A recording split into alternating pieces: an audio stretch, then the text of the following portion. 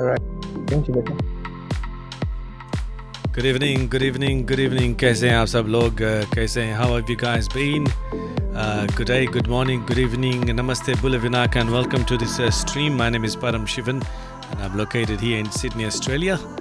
And if you're watching this for the first time, यानी कि पहली बार आप इस प्रोग्राम को देख रहे हैं, हम ये जानना चाहते हैं a little bit of what sort of nationality is actually hooked up into the forum today. So usse ke hisab se, and according to that, we will be delivering our messages today. And if you're watching for the first time, please do subscribe to my YouTube channel if you're watching on YouTube. And if you are watching over here on the page, and if you haven't liked the page, please do like my page. It's Fiji Indian TV, and spread the news to your family and friends. And today it's all about 2021-22 national Fiji national budget, how it impacts you as a consumer, and how it's affecting the economy. In other words, how is Fiji's economy performing? To give a little bit of an insight, today I have Nilesh Lal with me. Nilesh Lal is all the way from Fiji. He's the Executive Director of Dialogue Fiji, which is an NGO, a civil society organization located in Fiji. And Nilesh's qualification, a Bachelor of Arts, Postgraduate Diploma in Governance, Postgraduate Certificate in Public Health, Graduate Certificate in Tertiary Teaching, and Master of Arts. And he's also authored and published papers on politics and education, co-edited a book on ethnic relations in Fiji, and authored a book on the 2018 general elections.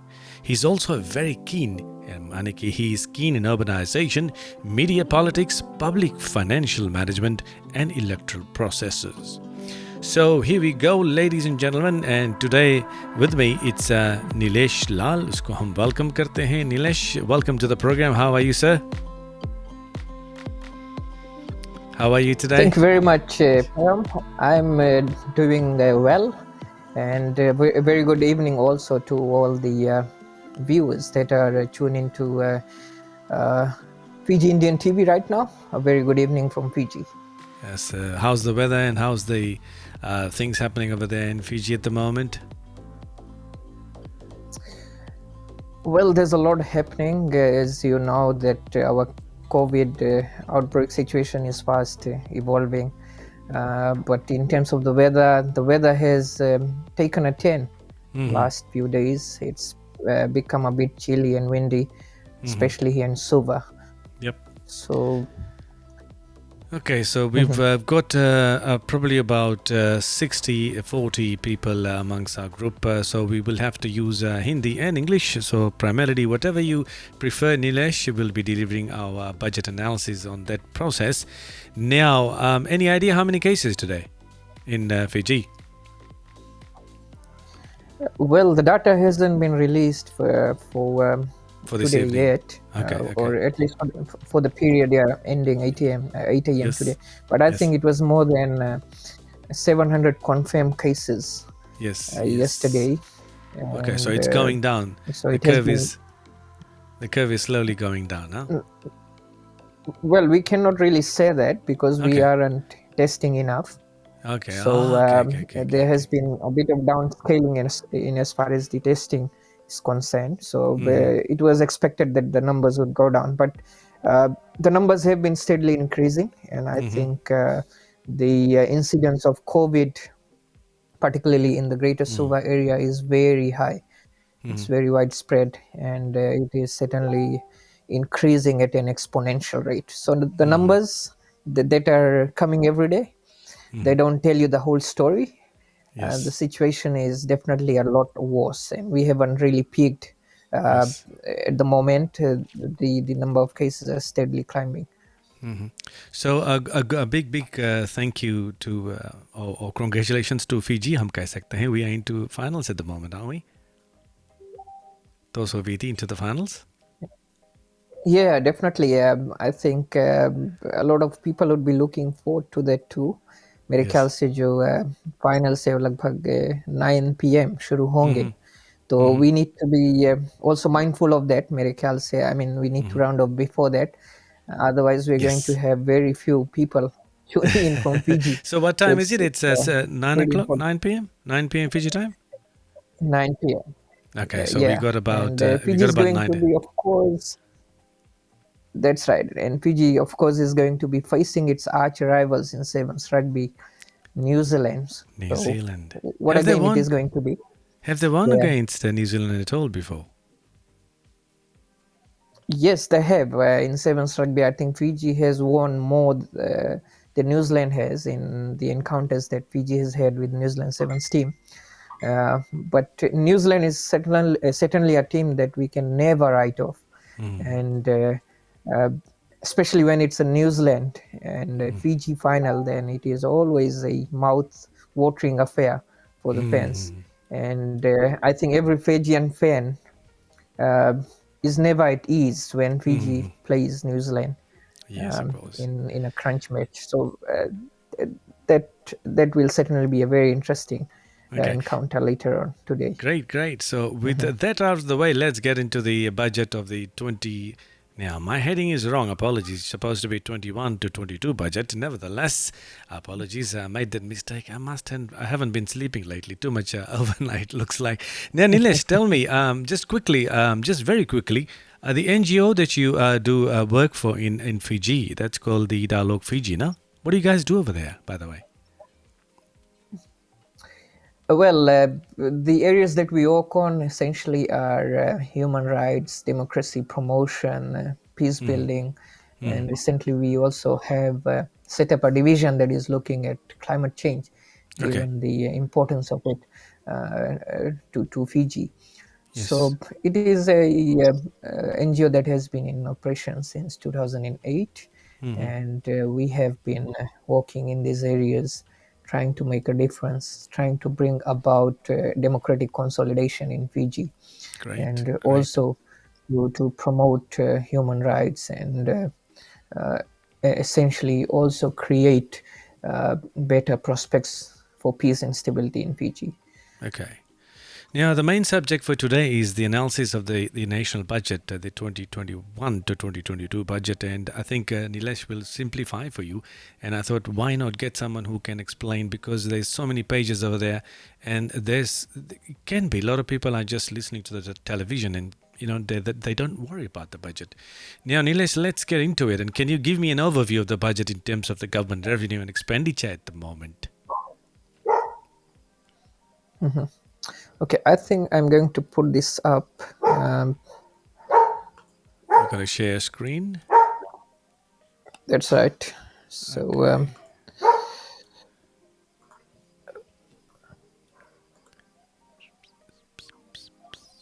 Okay. As you can see, Fiji में कुत्ता ढेर है. There's lots of dogs out there, ladies and gentlemen. And always kutta is puku. Yes. So with us, while Nilesh is actually preparing that, I would like to tell you, if you haven't subscribed, we'll taking some questions as well, ladies and gentlemen. Apna jo questions hai later part of the program, keep it towards the end of the program. So Nilesh will be taking some questions, so that he's very well versed and has given a lot of some lectures, I believe, in the universities as well, and is a very active person as part of writing some manuals and looking at the overview and a few things in Fiji.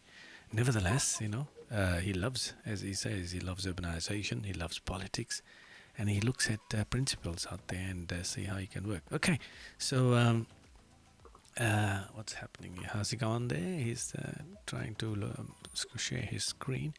Nevertheless, if the screen doesn't come, that's fine with us. Nilesh Ram, okay, one of the friends are watching this feed. All the guys that are watching in the feed, please do share it amongst your family and friends that may need some help in understanding the budget. As far as I saw a little bit of a budget as to what it was, I was looking at the figures, mostly I look at the figures and how it benefits the general janta. Janta maniki, how it benefits my family. My family living in Fiji currently and my mom is in Fiji, तो उनको किस तरह से affect करेगी ये budget. तो और ख़ास पर हमारे कुछ ऐसे दोस्त भी हैं, like I've got a few friends over there that are actually talking a lot about the budget, and they're saying they're excited about getting some money. So yes, when they're excited about getting some money, why not? Okay, here we go, Nilesh. I'll put this on the screen and let you take it away and explain as to what is happening. I'll take. You want it full screen? I can full screen while you talk behind it, or I'll give it a full Yeah, I screen. think that would Okay. be better so that Okay. There you go. viewers are Uh, able to read it clearly. yeah. Yeah. Go for So it. essentially, if you look at the budget that was delivered by the Minister for Economy, it essentially is a $3.69 billion budget. So that is the total estimated expenditure that has been projected for the fiscal year 2021-2022. And this is against a revenue of a projected revenue, I would say, of 2.085 billion. इसका मतलब यही है कि सरकार ये project कर रही है कि अगले फिस्कल ईयर में वो 2.08 बिलियन डॉलर्स जो आमदनी है यानी कि रेवेन्यू है उनका ये इकट्ठा कर पाएगी और जो टोटल खर्च करेगी सरकार ये रहेगा 3.69 billion dollars. So that's the total expenditure that would be executed by the government under this budget for this fiscal year. So जो फिजी का फिस्कल ईयर होता है यानी कि फाइनेंशियल ईयर होता है ये दरअसल शुरू होता है 1 अगस्त से लेकर 31 जुलाई. तो अभी जबकि ये जो बजट है इस पर जो बहस है ये चल रही है और हम यही एक्सपेक्ट कर सकते हैं कि इस सप्ताहांत होते होते ये जो बजट है इसको पास कर दिया जाएगा संसद द्वारा. तो इसके मतलब यही है कि फिर जो सरकार है उनको ये अनुमति मिल जाएगी. They would get approval to appropriate this sum which is Now, 3.69 बिलियन. six. मतलब कि Uh, 3.69 billion dollars, right? तो इसमें से if you see the operating component of it, the operating expenditure component is 2.42 billion और जो capital expenditure है ये 1.2 billion है. और साथ साथ में जो सरकार वेट भरेगी ये रहेगा लगभग 45,851,000. Now, तो नीलेश, हम लोगों ये को ये एक्सपेंडिचर बता दे, रहेगा. ये जो 3.6 बिलियन है, हमारे फिजी के अनुसार उसके ज़रिए से क्या बता सकते हैं, ये बहुत ही बड़ी लॉस होगी या बजट के हिसाब से 3.6 बिलियन डॉलर्स है? ये इनकम के तौर पर हम अपने हमारे श्रोताओं को बता सकते हैं कि ये इज़ इट बिग और इज़ इट स्मॉल और इज़ इट गुड? देखिए फिजी एक स्टेट ड्रिवन इकोनॉमी है. मतलब कि यहाँ पर जो जो प्राइवेट सेक्टर है ये उतनी तरह से डेवलप नहीं है. अगर देखें ऑस्ट्रेलिया का जो private sector it is a very well developed private sector. तो ऐसे हालात में ये बहुत ही ज़रूरी है जो स्टेट है यानी कि जो सरकार है उसके लिए कि इट ड्राइव्स द इकोनॉमी. तो अगर the state is not able to expand at this level, इसका मतलब यही होगा कि जो इकोनॉमी है वो कॉन्ट्रैक्ट हो जाएगी. तो हालांकि पहले लोगों ने ये चिंता जताई थी कि जो फिजी की सरकार है बहुत ज़्यादा स्पेंड कर रही है. मतलब कि हर साल डेफिसिट बजट बाद में डेफिसिट बजट गवर्नमेंट डिलीवर कर रही है. मतलब कि बात ये हो गया कि जो सरकार है उसकी आमदनी कम है लेकिन जो खर्च है वो ज़्यादा है और ये हो रहा है एवरी ईयर. तो फिर 2019 में IMF की भी यही विचारधारा रही उस वक्त 2018 के दौरान. तो गवर्नमेंट ट्राइड रिड्यूसिंग एक्सपेंडिचर 2019 में. तो उस वक्त जब गवर्नमेंट ने ये किया कि अपना एक्सपेंडिचर को कम करने की उन्होंने कोशिश की तो उसका नतीजा फिजी के इकोनॉमी के लिए बहुत ही बुरा हुआ. So the economy actually contracted in 2019. So after years of conservative growth, what we saw in 2019, that the economy actually contracted, which means that as soon as the state begins to spend at a lower level, the economy is seen to contract. मतलब ये है कि private sector और जो private entities है उनमें अभी तक को कैपेसिटी नहीं बिल्ड हुआ है कि they can drive the economy. अब of course it's a matter of debate for how long should the state continue to sustain driving the economy. कि Now, कितनी क्षमता, कितनी कैपेसिटी है, स्टेट के mhm, बाद में, कि हर साल वो कर्ज लेकर और जो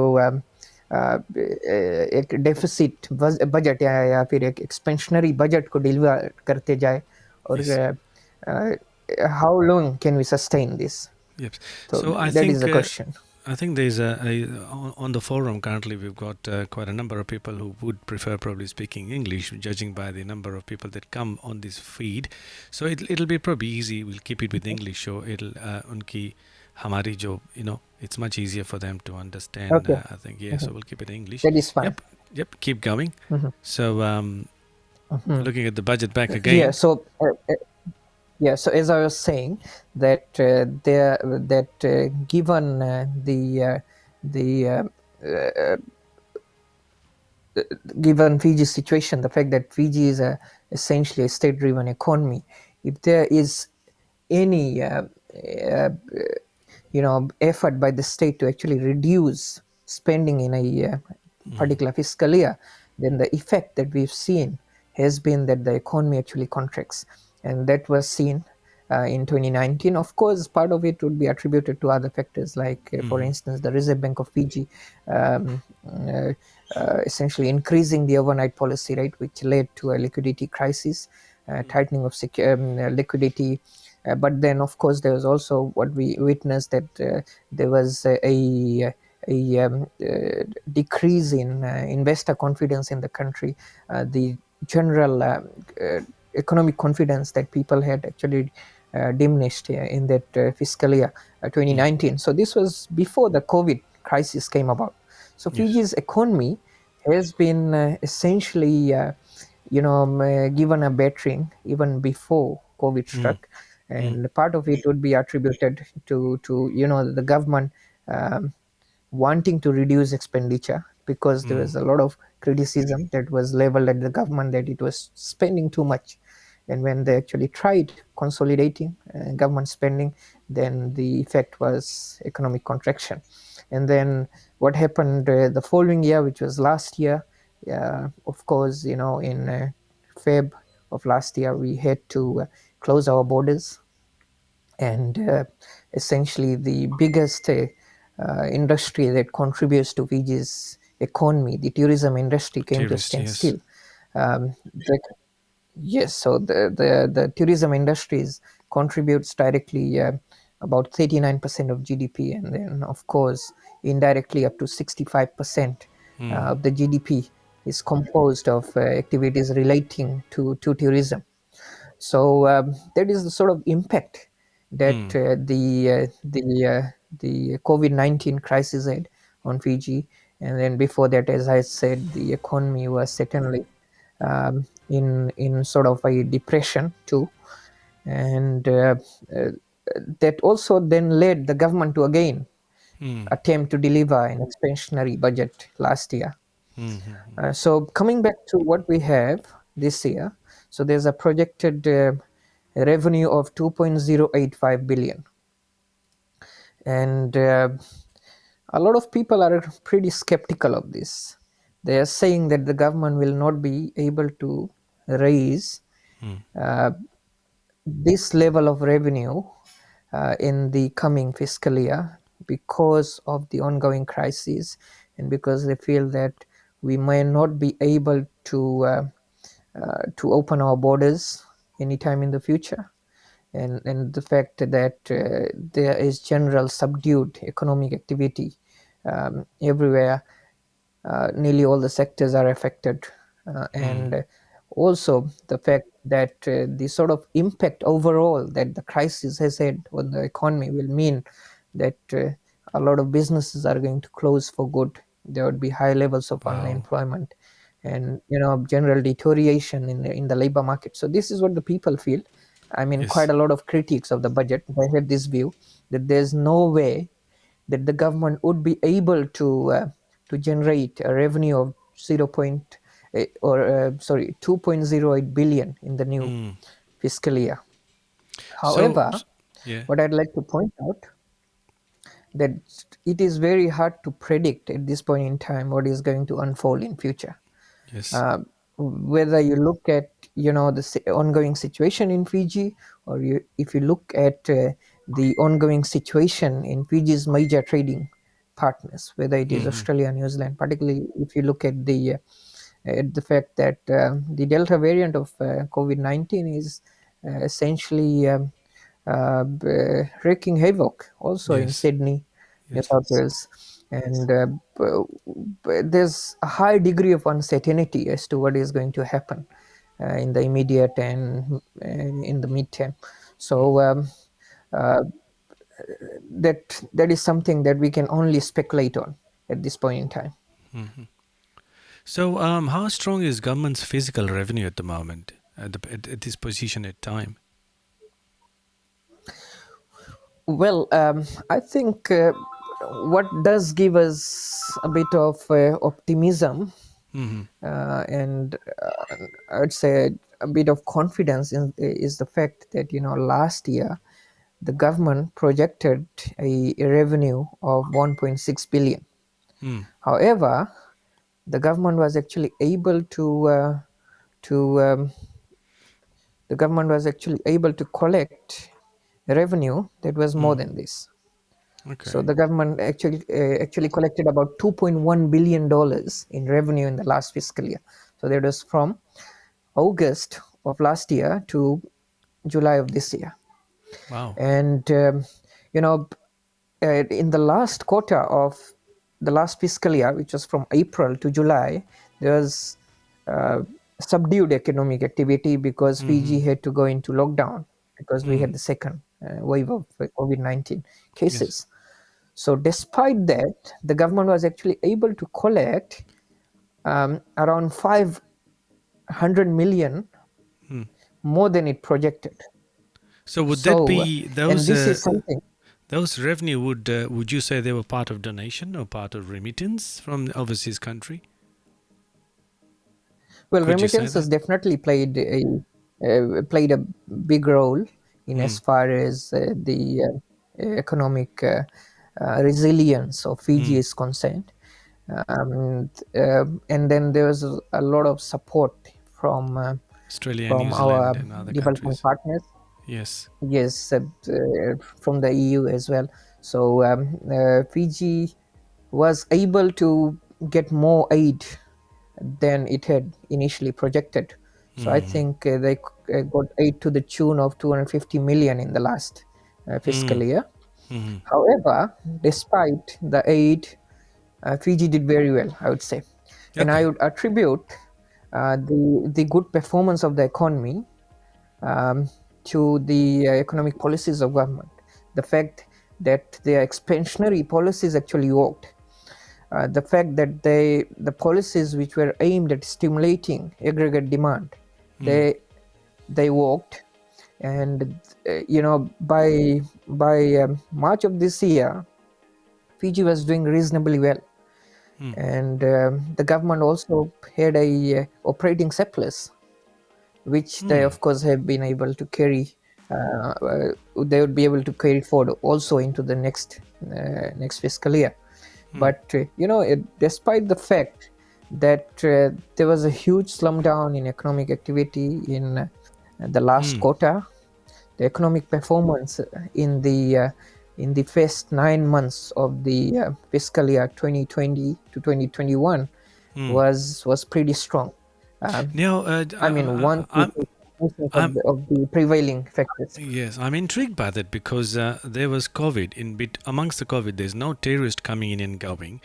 They what would probably be the income that constitute to that revenue increase? I'm just curious about it. Mhm. Is it the Well, policy one of or the things I think the government was pretty conservative in its revenue projection expenditure? last year. Okay, Its okay, revenue projection, which was 1.6 billion, okay. and which is why they managed to collect more.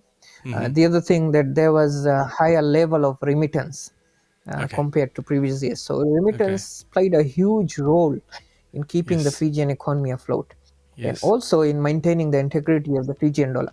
Because Okay. once people send money, then they create a demand for Fijian dollar. So if you have somebody that is sending money to Fiji and Australia. When they go to a particular money exchange or agency that is remitting money, they're actually creating a demand for the Fijian dollar. And that is important to maintain integrity of the Fijian dollar. So that is why, one of the reasons that the strength of the Fijian dollar also remained. And then Okay. Fiji was also able to source a lot of external funding Okay. last year. And this was from multilateral and bilateral partners of Fiji, including the International Monetary Fund, World Bank, ADB, and also the Japanese government. So, but Okay. all this essentially meant that Fiji's foreign reserves also remained pretty Intact. stable, in fact. And then also the huge role that remittances played in keeping the economy afloat. So those sons and daughters of Fiji who have migrated, I think you ought to be very proud of yourselves that you have essentially played a huge role in Yes. keeping the Fijian economy going through a very difficult phase. And uh, that has definitely injected a lot of capital Into into the the country. economy. That has, Yes. yeah, and that has also essentially, you know, uh, has maintained the purchasing power of a lot of Yes. people in Fiji, Yes. and ensured that they were, uh, that there was economic activity at a level which essentially kept the economy going. So now with the current status we are in, like we've got debts happening, we've got a lot of expenditure happening in the health sector.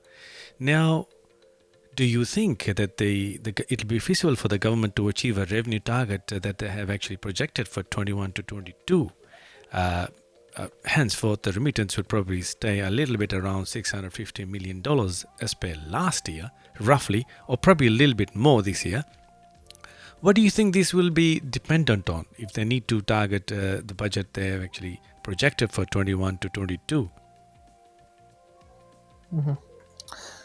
Well, I think everything will be incumbent upon Fiji being able to contain the current COVID Crisis. outbreak, which will allow us to reopen the economy.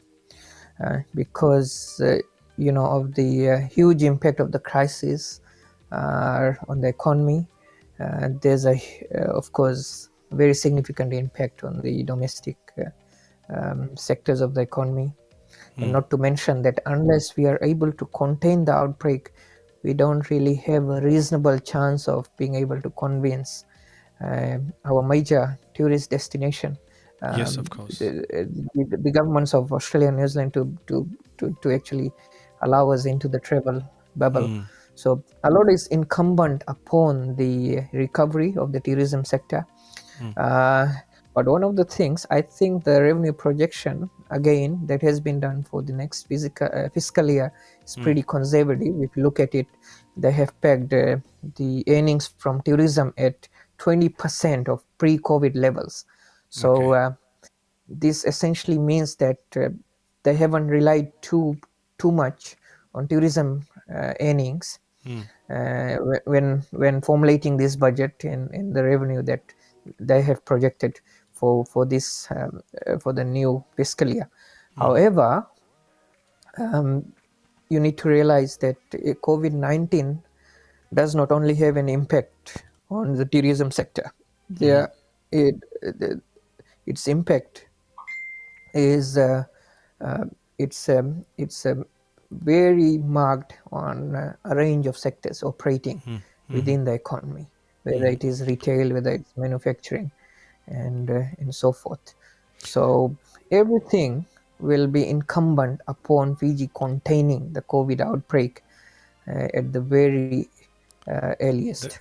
the quicker the better, I suppose. We need to open the doors Quicker the for better. the. Now, what's Definitely. happening with the agriculture sector? Because if 40% is the income from the tourist industry, or 39%, as you stated, what percentage does the agriculture play a part in here? Well, let's say percent of GDP, it is not that significant. However, one Okay. of the things that we need to realize that the agriculture sector Mm, uh, has been expanding, mm, particularly lately, and there's a lot of potential there. But there's mm, also a number of problems that remain, such as security of land tenure, which of course have a huge impact, mm, which uh, definitely are dissuading many investors from making significant investments in agriculture. mm. But that is a topic for another discussion. um, Yes, yes. and as you rightly pointed out, there's a lot of potential. And given the fact that uh, Fiji's people are quite, sort of comfortable with this kind of an agrarian economy, or an economy where the agriculture plays a major Important. role. I Yes. think there's definitely a lot of scope there.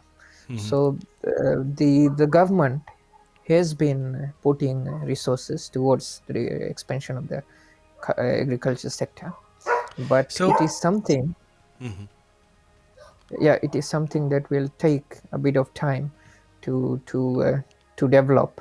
mm, mm, um, and one of the things that we need to realize is that uh, Fiji is very far away from the central markets of the world. So the cost of you know getting our produce, agriculture produce, into the mm, main markets of the world is mhm, pretty mm. prohibitive. That's one Yeah. factor. The other factor is that we do not have um, agriculture production happening at a globally competitive scale. We've got a lot of So natural resources, don't we? Such as pine, gold, yeah, we do. water. However, Yeah.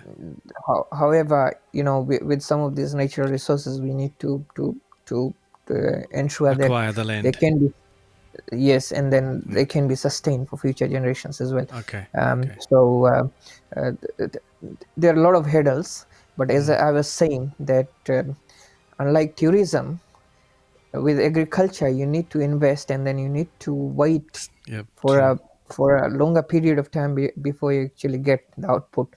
Mm. Particularly if you're developing um, in something that is relatively new. Mm.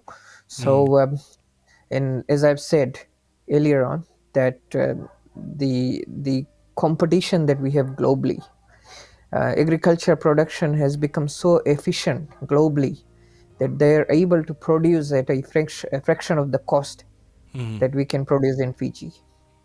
So, So what that kind? means Yeah. Sorry. Apologies. Keep going. Mhm. So that means that we will need to increasingly Mm. use technology to be able to produce that efficiently.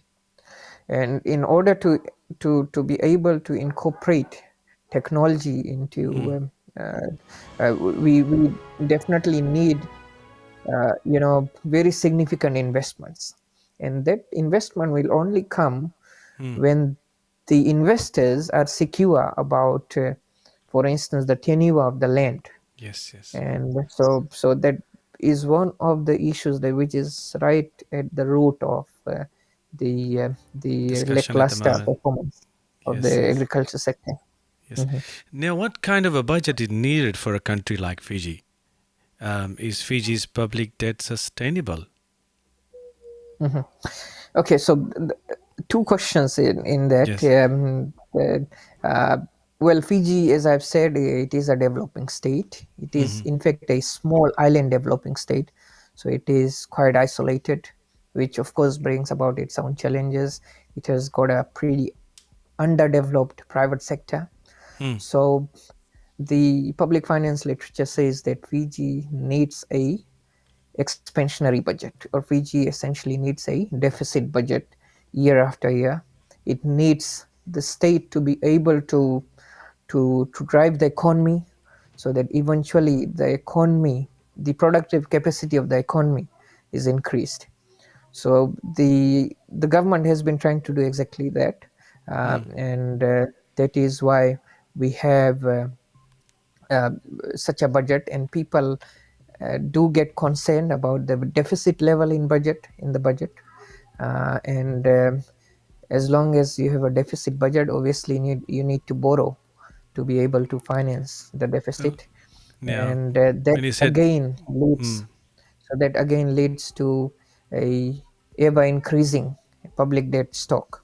mm-hmm, And if you look at I think you raised the matter of the sustainability of the current debt. mm, So uh, it's almost 8 billion, and I think that is close to about 80%, around mm, 76% of GDP, if I'm not mistaken. okay, So that's a very high level. In fact, in the economics literature, uh, sustainability is always pegged at around 43-45% of GDP. But as you know, Fiji, before the COVID crisis, Fiji Fiji's debt to GDP ratio was around that. It had reached about 51%, but the government was making effort to bring that down. But then last year, the situation was so dire that there was absolutely no choice for government but to borrow to finance the deficit. Because if it chose to have a balanced or surplus budget, mm, then the economic impact or the contraction of the economy would have been huge, and mm, then that would have meant severe hardships for a lot of people, and a lot of industries would have collapsed. So yeah, it was the government essentially in the last fiscal year, they didn't have a choice but to have a huge deficit. I think it was projected at around 20% the GDP, yeah, of GDP, yes, the deficit last year. yes, But yes. It's a bit down this just year. because the government was able to collect a higher level of revenue, Yes, it I think the actual deficit was around 11% of GDP in the last fiscal year. yes, So the sustainability of debt, I think that will eventually depend on whether the economy is able to grow. okay, So okay, so if we are able to grow the economy in mm, future, then debt servicing will not be a problem. mm, It is also not going to constrain, the ability of government to be able to spend in a way that uh, can can sustain or mm. promote economic growth. Now, coming to the next question, is everybody also, when there's a talk of the town, when people get together, they start talking about the way Fiji's borrowing capacity is and the way that Fiji is basically going. Is Fiji caught in China's debt trap? Or shall I said not? Shall I should not say trap, but should I say? I will reiterate that in a different way. Is Fiji caught in China's debt, or are they borrowing Mhm, heavily from the Asia Pacific region? mhm. Okay, okay,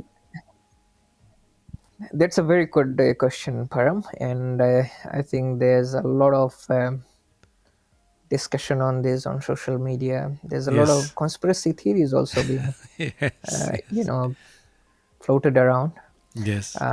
And if we actually look at our debt stock, Hmm. I think the amount of debt that we owe to China is relatively low, and in Hmm. no way are we caught In in debt. China's debt trap. Yes, yes. I think in 2018, the amount of money that we owed to China was around 513 million, but of Hmm. course over the years that has reduced. Let me see if I do have the data, Hmm. Hmm. so that I can put that up. Hmm. Well, I hear a lot of people saying Just give that. me a second. Yep, keep going. So So we will see what Fiji's debt stock is. now, ladies and gentlemen, I'd like to tell you there's a lot of conversation Mhm. and dialogue happening on the social media Yeah, I think it regarding is that. absolutely critical that Yes. that it was verified. Mm-hmm. That Fiji has got a lot of debt. Have you got it on the screen? Oh Mhm. no, you haven't. Okay, the screen hasn't Okay, changed. so Okay, I'm going to so try yep, sharing this. yep. Keep going. So yes, ladies and gentlemen, there's a lot of Okay, let me discussion try sharing on that. the social Okay, media that Fiji is under debt okay. with China. Now, those who don't know that, as Nilesh has pointed out, that Fiji is not heavily in debt with China, And apparently, Fiji borrows money from different banks. And I think after this projection, we will be telling you where is Fiji borrowing its money from. Now, I think it's very, very Mhm. important to educate people here. And I'll put this up on the screen. And there you go, Nilesh. I'll make it bigger. There you go. It's on the screen Mhm. there now, ladies and Yeah. gentlemen. Okay. This, mhm. So this is the total amount of external debt that Fiji has. As you can see, that there was a significant increase from the fiscal year 2020 to 2021.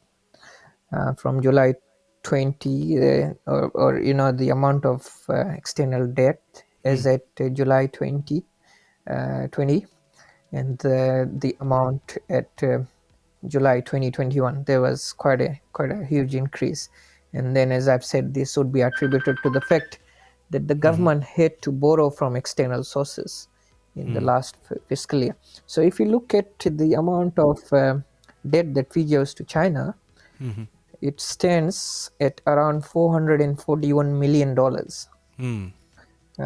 in July, as at July 2021. Yep. So that's the current debt level that Fiji has to China.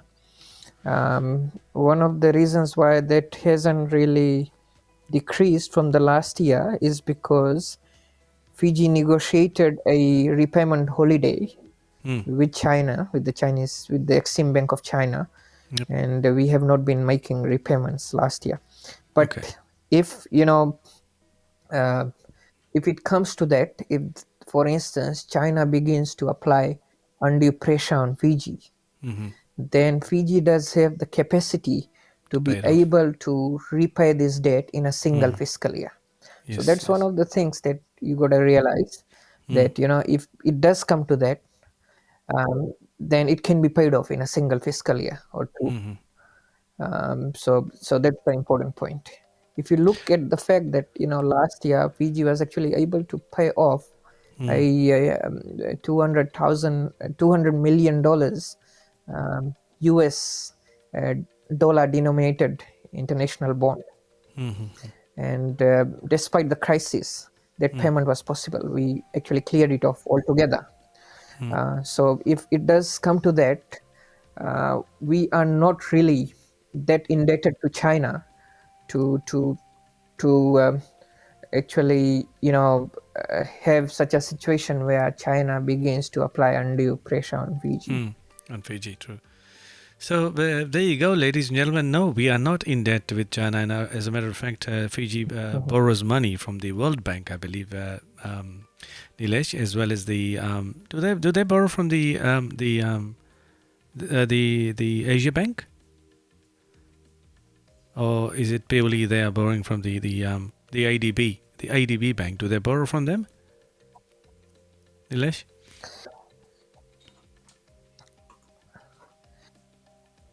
Yeah, I mean, Fiji borrows from a number of bilateral and multilateral partners, including Mm-hmm. the Asian Development Bank, the International Monetary Fund, and also the Yep. World Bank.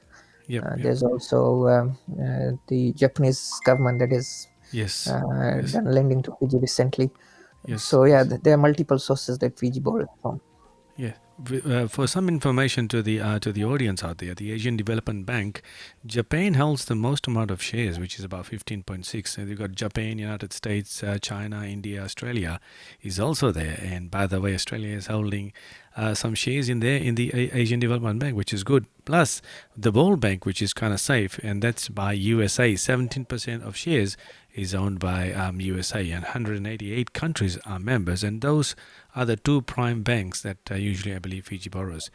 Now, what measures are taken or meant in helping people grasping with the impacts of COVID-19 in Fiji at the moment, Nilesh?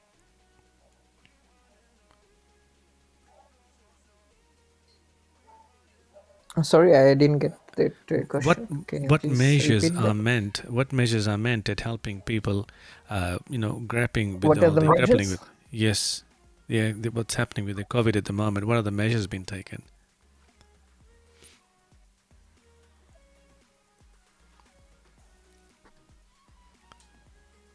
Can you hear me? Well, in terms of the budget, there's the $200 million that has been set aside for. Mm-hmm. Yes, I'm able to hear you. Yep. Okay. Cool. Can you hear me? Yeah. Yeah. It's all good. Okay.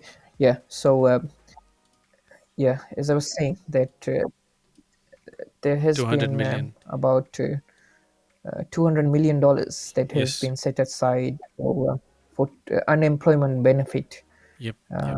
uh, for people, Mm-hmm. and people would be able to access it. There's of course a condition that has been attached to it. Yes. Um, Yep. for in order to access the benefit, you will need Yes. to be vaccinated Yes.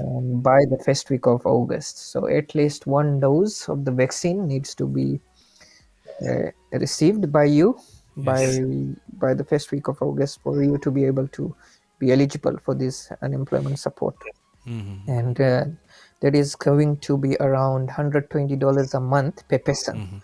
So for Mm-hmm. instance, if there are four people in a household, then 400 and you're going to get four times $120 per month. yes. An So average. What yeah, do you think? An so average that would household would be have how somewhere many around people? $480. An average. How many people would be in a household over the age of 18? uh,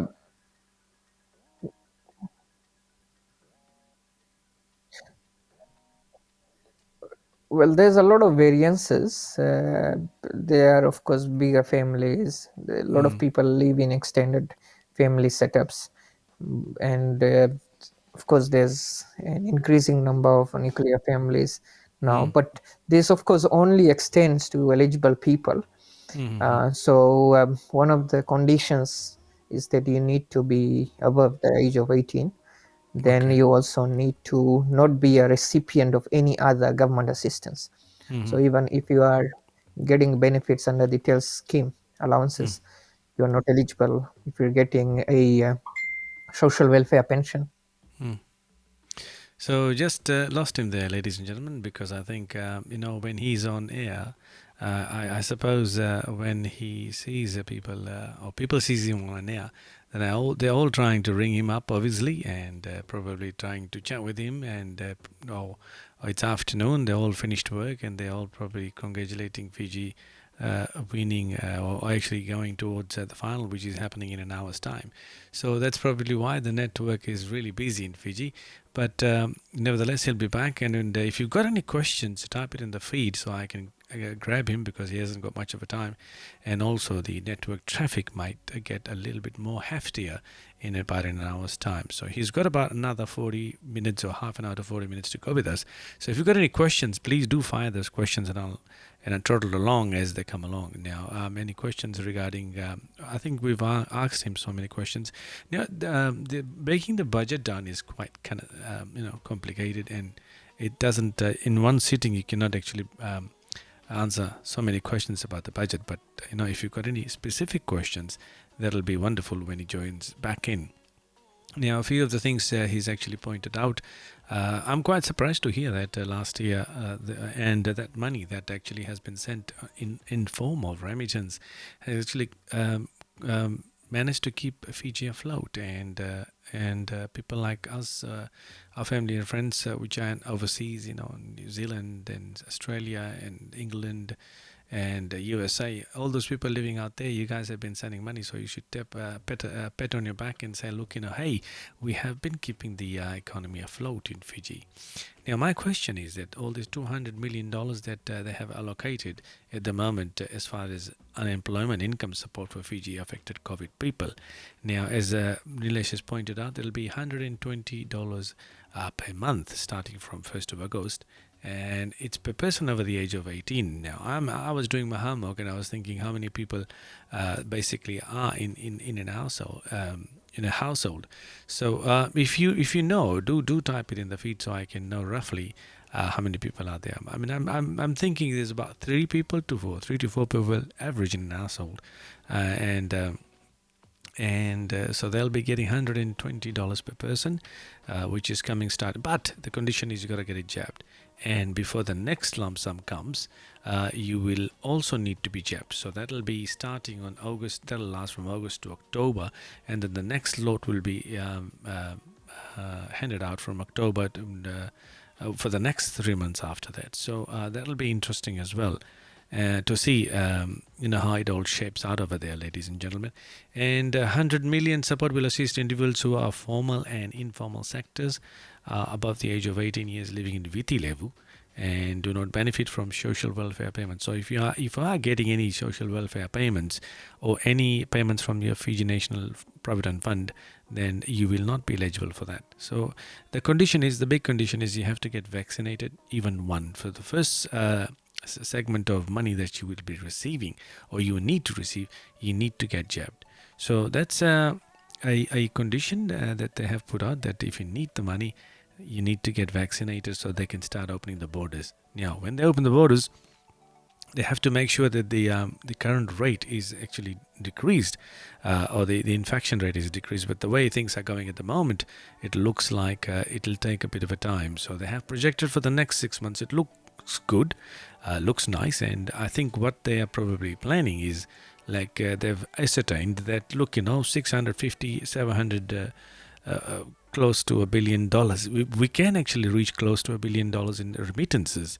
So they are projecting that, last year we got this much, and I think they are heavily banking on us as on remittances to carry forward the income that will be coming through, which gives a boost to the economy or runs the economy and puts the economy into its saving it from dire straits, basically, saving them. Now, a few of my research has shown that as Fiji doesn't borrow much money from China, as Nilesh has also pointed out, they are borrowing with their friends. Few companies that are actually, they can actually borrow from an Asian company in China, not particularly under China, but there are private sectors in there, and they can actually borrow money from a private sector. So I think some smart planning is under process and has been under the process.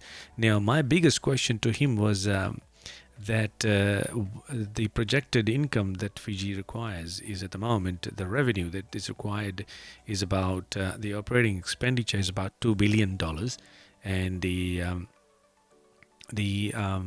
standard is about, so altogether they need about 3.6 billion for the projected year. So how big is that 3.6 billion as far as money for Fiji? I haven't compared it with Australia or any other nation countries which is in the Pacific. So let me get you to put some questions over there while I'm actually still waiting for Nilesh to join the feed. And I've got about a few more questions to ask him before we could go through that. So the net deficit, according to that, I can see from the 2021 to 22 budget, and the deficit is actually about 16.2% of GDP. Now, GDP is the gross. The gross produce the country produces in a country, and that's how they calculate. And so they are projecting the overseas loans to be about 1.1 billion, and the domestic loans are probably about 862 million dollars. Now, you'd be saying domestic loans. What are the domestic loans? They could be borrowing from the FNPF. They could be borrowing from the banks. So they are domestically located, which means they are within Fiji, and there would be a sector of people out there that would probably be lending the money to the bank, to the government. So that is domestic loans, which is about $860 million. Now, looking at in current today's figure, to me, I mean, I'm not an accountant, but to me, $861 million. And if you compare it to the amount of remittance that came within a year, it is probably not that bad. That's my thinking. I'm not an economist or an analyst, but according to me, as a person who has been doing a little bit of research on this, that it is probably not that bad. Yeah, the domestic loans are $862 roughly million dollars, but some of the economists out there in Fiji would probably not agree because they want to bring the losses down. The revenue needs to be increasing, so the country is performing well. So every year, if you can see, if you look at the graph, which I don't have, which Nilesh probably does have, that Fiji has been performing, but the growth is not there. It says that the average growth from 2001 is about 5%, 5.8% till now. till 2019. But after that, before 2019 or 2018, there were natural disasters happening. So if natural disasters happen, Fiji is probably not prepared for that. Now, if they are not prepared for that, then it's a bit difficult. But I think in this situation here, that because the natural disasters happen, the neighboring countries like Australia and New Zealand, and of course, a lot of help comes from the other neighboring countries. I'll just see if he's probably trying to get in into this. Oh, he's coming here. Okay, so let me see if he's managed to come in, and let's see if he's there. So yes, he's still connecting. Yes, he's back. Okay, welcome back. I suppose the telephone calls got you occupied over there. Yes, so let's keep going from where we are. And what do you think about the budget allocation given to the health and education sector? Yeah, sorry, Param. I think. Mm. Mhm. Okay, so the health sector has seen an increase, and that was expected. They have been allocated around $403 million in the last, or in the new budget, Okay, and that was to be expected given the fact that there's a lot of pressure on the finances of the health ministry. I've lost him again. As I said, it's a quite heavy traffic there because of the Olympics happening, and I believe a lot of people are trying to get on, and probably not a good time because I didn't know that the Olympic was on because I busy. I didn't project that well, did I? Now, so yes, as 3 billion or so allocated for health center. Now, I think that budget is going to go up and up and up because with the current situation, if they can't contain the situation that is happening in Fiji at the moment, then obviously, it's going to be difficult because getting. Now, I can see some questions coming here.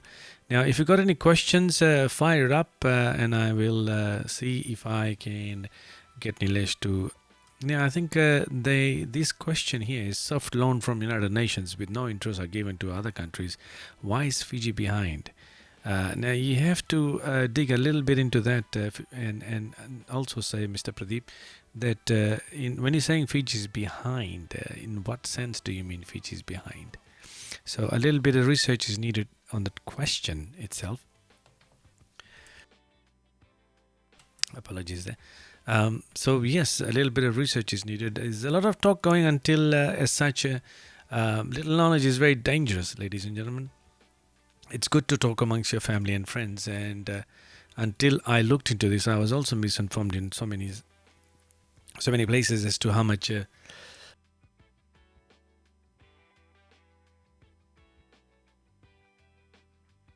a little bit warm in Sydney today.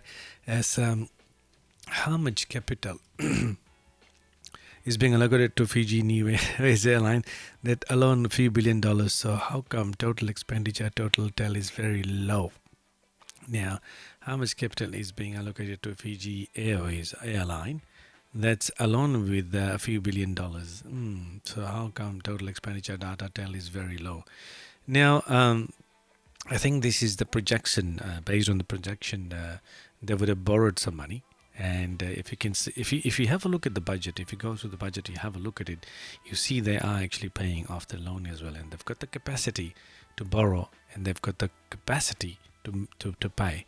Now, as last year, as Nilesh has pointed out, that the country was performing well, and there was basically an increase in the income. And my question to that was how much. So I believe strongly that the remittances did play a lot of part into that, and perhaps a little bit of a loan from the local companies or local government here, and Fiji's reserve is quite well invested at the moment as well.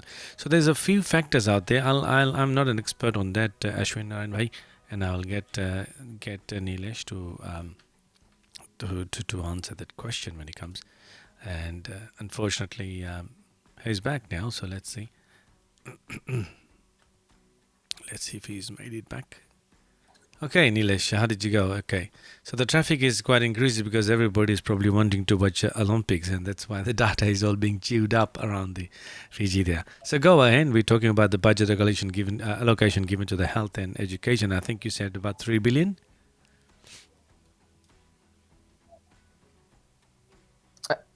Yeah, well, I was talking about the health ministry. I don't know when I got cut off. Cut off, yeah. Um, but yeah, as far as the health ministry is concerned, the budget allocation is about $0.4 billion. Okay. There's been an increase, and rightly so, because there's a lot of pressures on the budget of the health ministry. And as Hmm. far as education is concerned, the total budget that has been allocated to the education sector is around $0.7 billion, Hmm. out of which about 442 million has been allocated to the Ministry of Education. About 71 million has been allocated to the higher education institutions. So these are Hmm. institutions like the University of the South Pacific, Fiji National University, and I the think you've other lost the power there. institutions that are.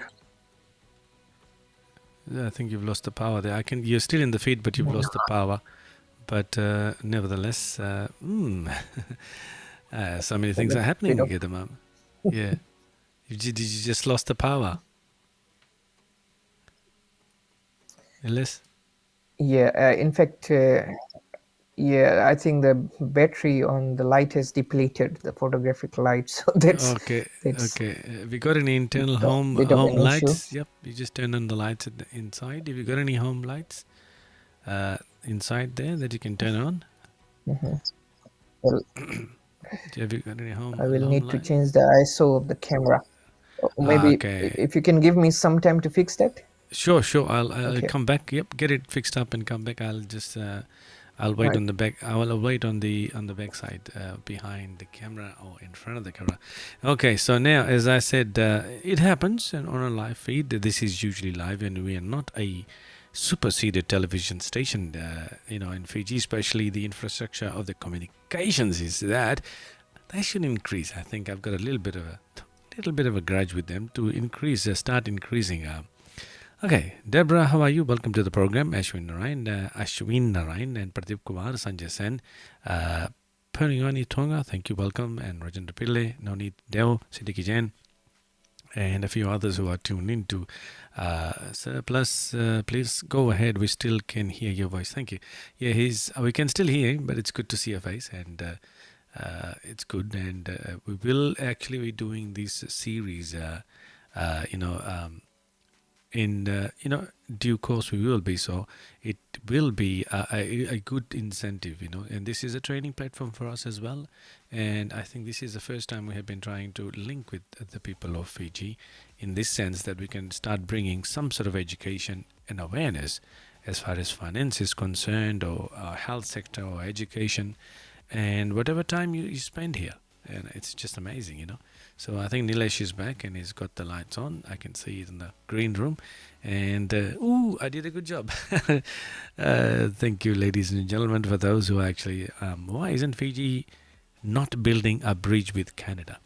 Now, my friend, I will not be able to tell you that because you'd have to ask Fiji, the government, or you have to send a letter to the government, and they be able to, explain to you as to why. And Nilesh, you're back. Cool. I can see you now, and let's. Yeah, I can see you. The yeah. lights Sorry, are there. that's the best I could do. That's fine. That's That's fine. the We can best hear I could you. do. Yep. Let's go. Um, Fire it away. yeah. Okay. Mhm. Yeah. So So, as so I yep. was saying, the allocation to the education sector that Mm, is critical, and that has been maintained.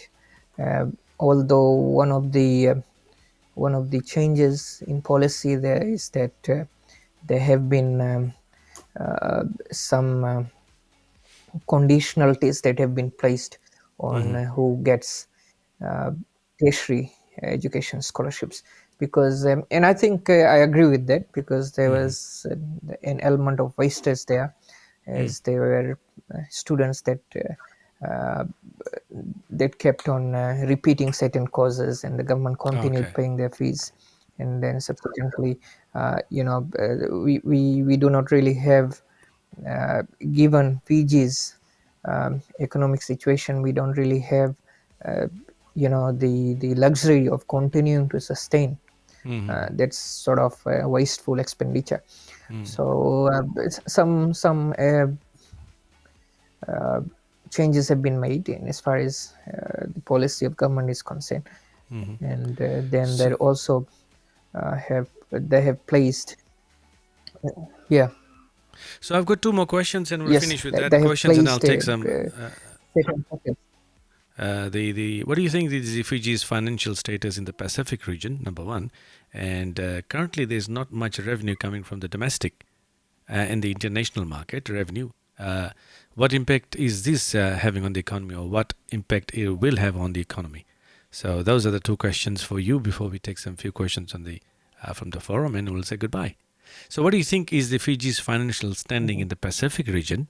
Number one, and the second one is there's no revenue at the moment coming from the domestic and the international market, and what impact is this having on the economy? Mhm. Well, if you do not count Australia and New Zealand, Fiji is comparatively a strong economy if you compare to the other Pacific Island countries. Mm, Until the last fiscal year, we weren't actually an aid dependent country. Uh, Fiji was able to be independent in as far as its ability to budget at a certain level and be able to spend to mm, run the operations of government, to engage in capital expenditure, unlike the other Pacific Island countries which are heavily dependent on aid. However, that changed last year because of the impact of the COVID-19, mm, the fact that it posed a huge shock on the Fijian economy.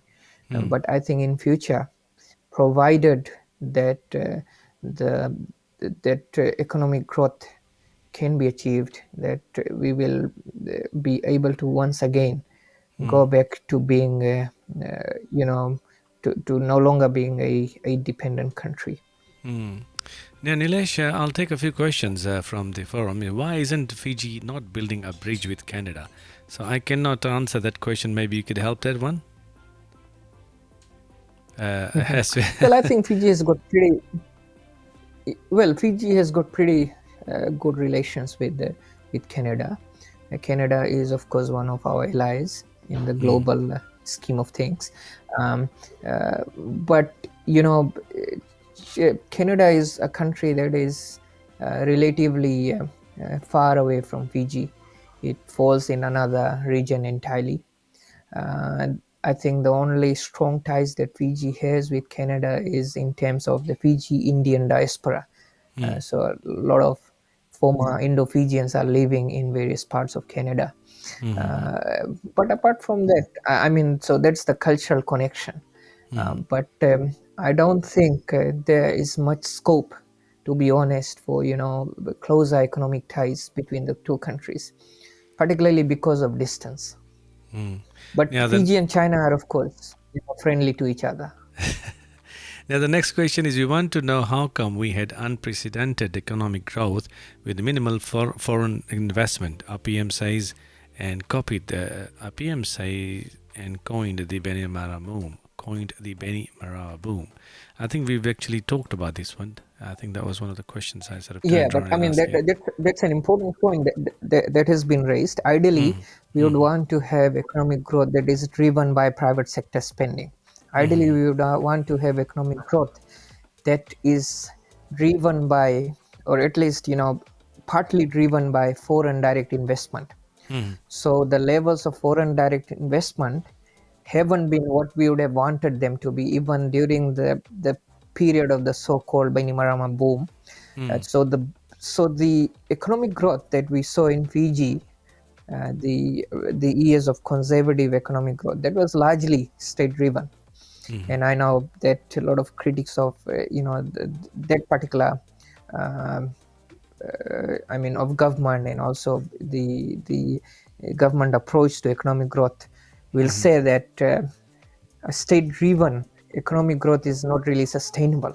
So we Mm-hmm. can, of course, debate about that, but one of the things that we need to realize that the only way in which government can control economic growth is by actually investing into the economy, by driving growth, and the government sought to do it.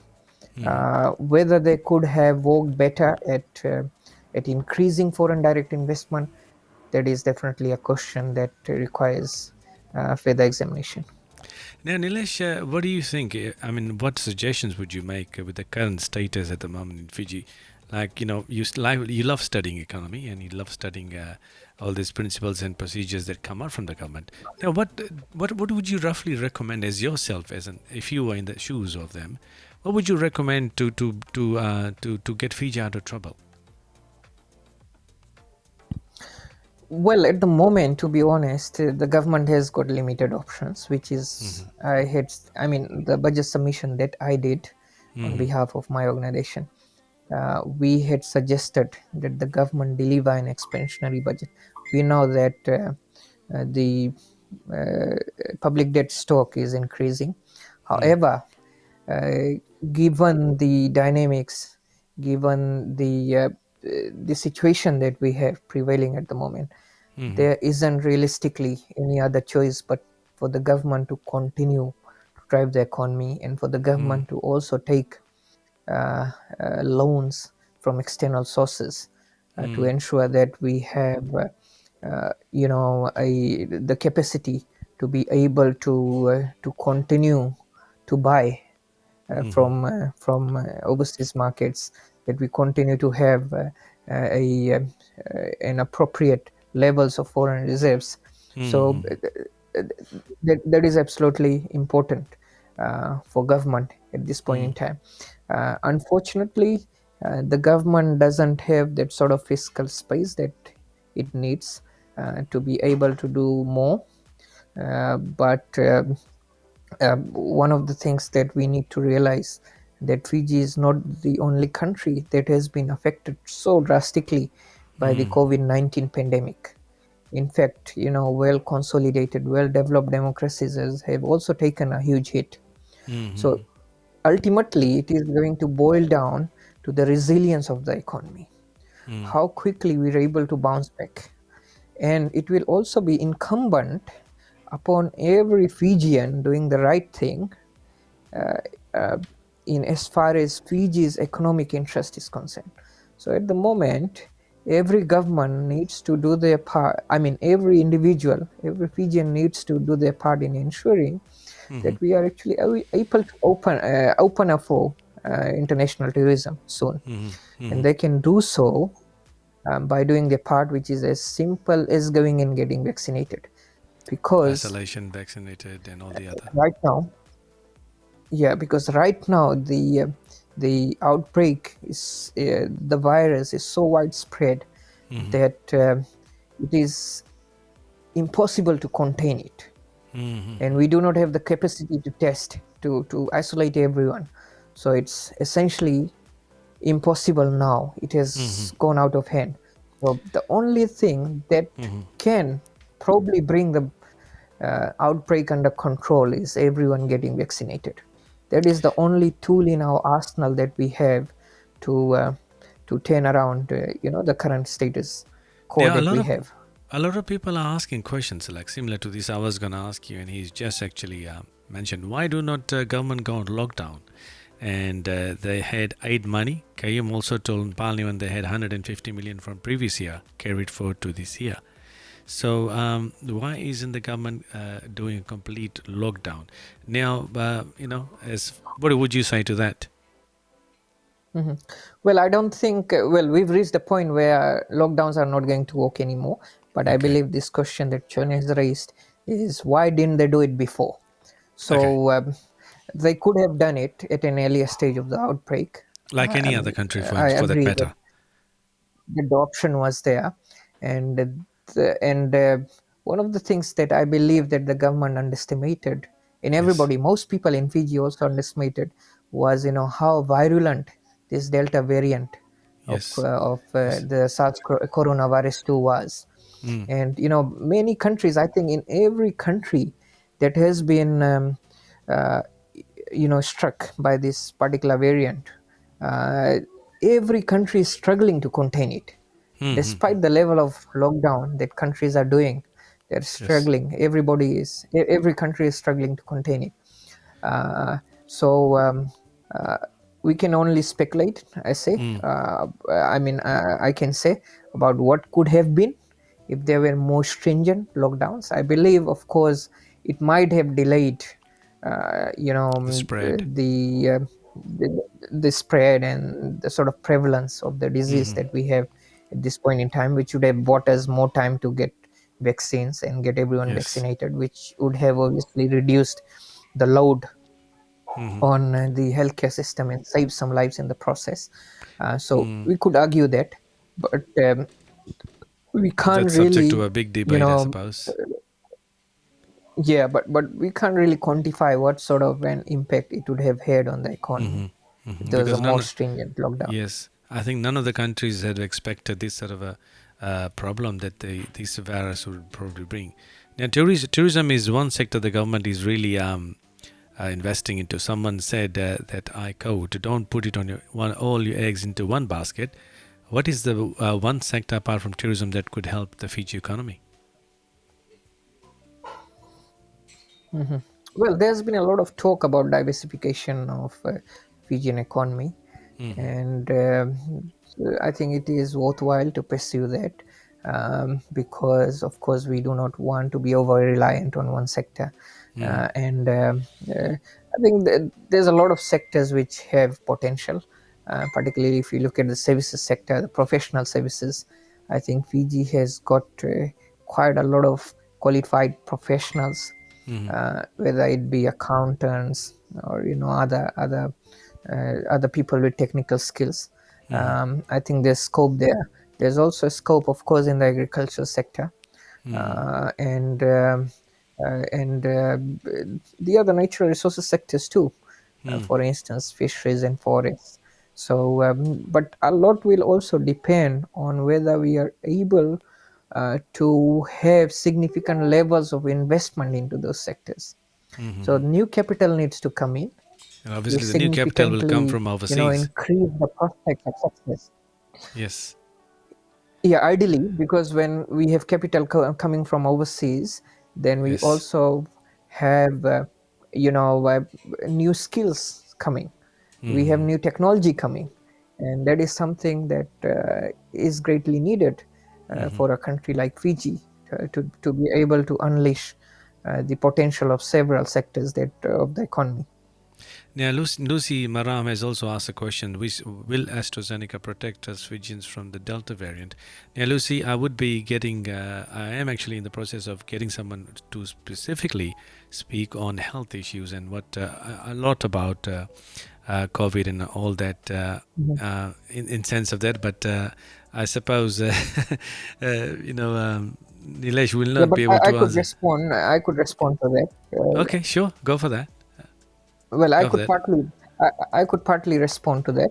Sure, sure. So the study that was done by Public Health England, Yes. it showed that AstraZeneca, Mm-hmm. two doses of the vaccine Mm-hmm. was actually 92% effective in Effective. preventing Yes. hospitalization. Yep. In a single Severe shot cases. was about 71%. Mm-hmm. It had Effective. 71% efficacy at Efficacy. preventing Yes. Yes. hospitalization. So if you look at that, that is very promising, Mm-hmm. and it will definitely Mm-hmm. be able to prevent cases requiring hospitalization, and that is obviously Severe going cases. to reduce the stress on the healthcare system, and lives will be saved.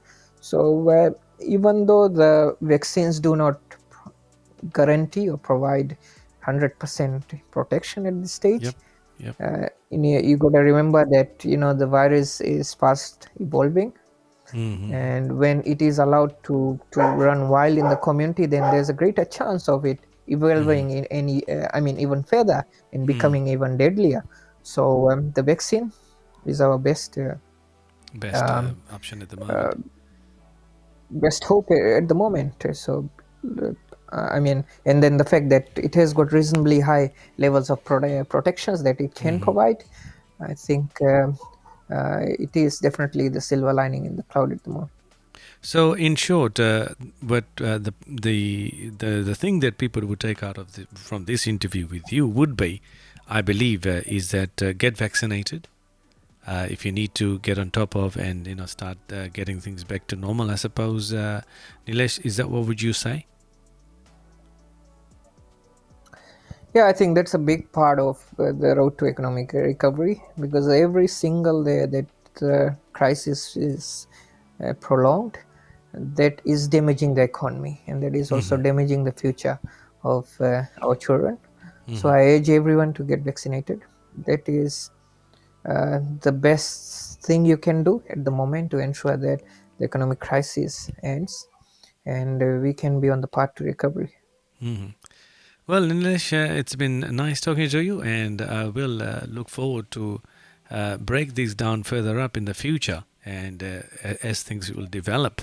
And very much appreciate your time and effort into putting into this little segment for us, for the people in Fiji. And ladies and gentlemen, if you've got any questions, you can hit up Nilesh on social media as well. It's Nilesh Pal, and he is basically in Fiji. And if you see him, say hi. Nilesh And Lal. sorry, Nilesh Lal, yes. LAL, that's Nilesh Lal. You'll see him in the dress over there saying some. And he works for the company which is called, it's an NGO, and he's Dialogue Fiji. Dialogue Fiji, and he's the executive director over there. So, Nilesh, Mhm. thank you very much for your time and wonderful, wonderful experience we've been able to share from you. You take care, and you've got about 10 minutes before you turn onto the television and support the VTs. All the best, my friend, and I'll keep in touch with you again.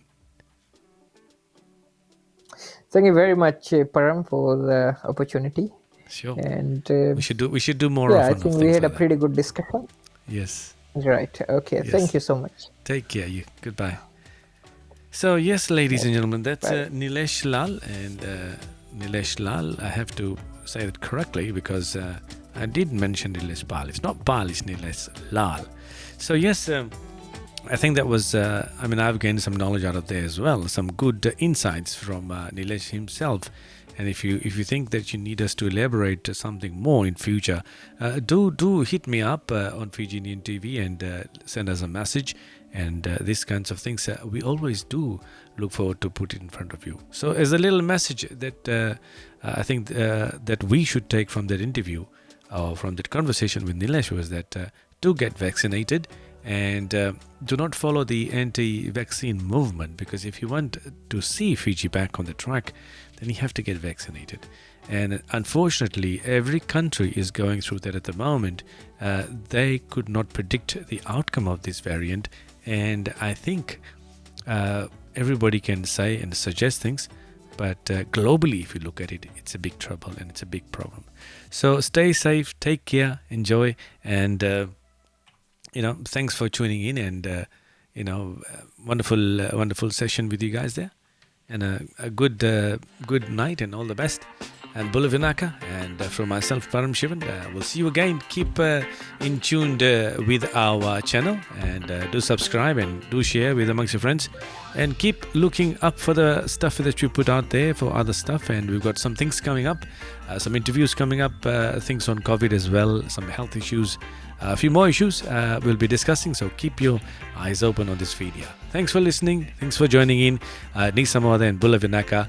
Namaskaram. Thank you, and have a great evening. Thank you from my side, ladies and gentlemen. Goodbye.